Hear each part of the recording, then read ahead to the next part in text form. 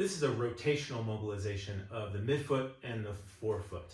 So I'm going to show it and then I'll explain why we might consider using this, especially when there's some foot and ankle pain. So here's the technique. You're going to cross a leg over. We're going to find the ball of the foot. So that's kind of this big joint of the big toe.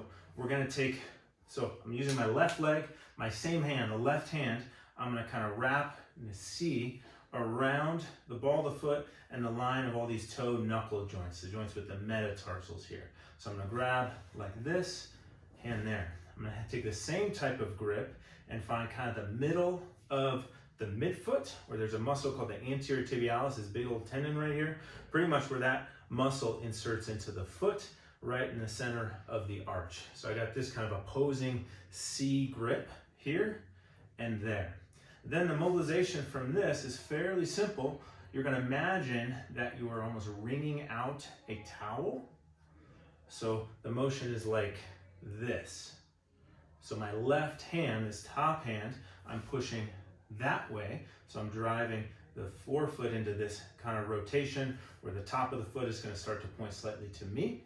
This midfoot is going in the opposite direction where the bottom of the foot, it's not going to get much, but I'm trying to rotate the bottom of the arch towards myself here, okay?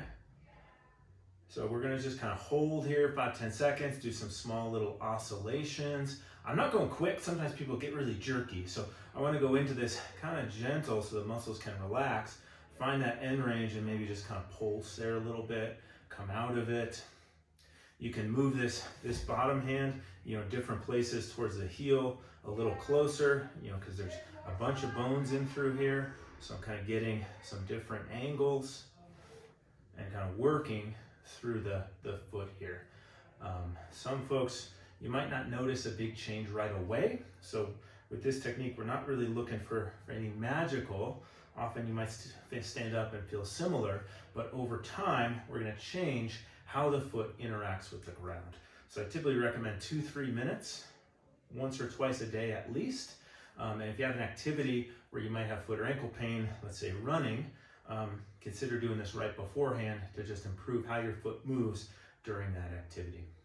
All right, so what are we trying to do with this? So where our foot is interacting with the ground, the ball of the foot is key. So we need to have the ball of the foot pretty much stay on the ground.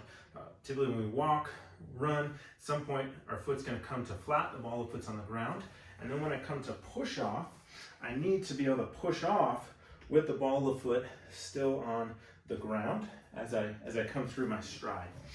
What we often see is people will kind of rotate their foot out like that, or they'll just turn their whole leg out, which then keeps the ball of the foot on the ground, but now I'm at this oblique angle, which can change the force there.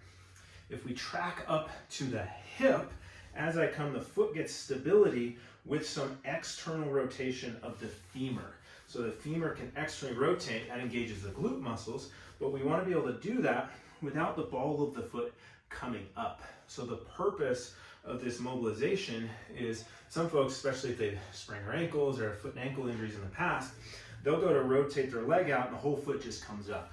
So they have stiffness through the forefoot and the midfoot that does not allow them to maintain contact with the ball of the foot. That's going to send their pressure kind of out here or maybe obliquely into that big toe. Can cause some issues at the knee, issues up to the hip, of course, different foot and ankle issues. So really with this, as I want to be able to drive this big toe or ball the foot down. So on the ground, that's going to help it get to the floor while helping the arch to maintain its height or even raise a bit.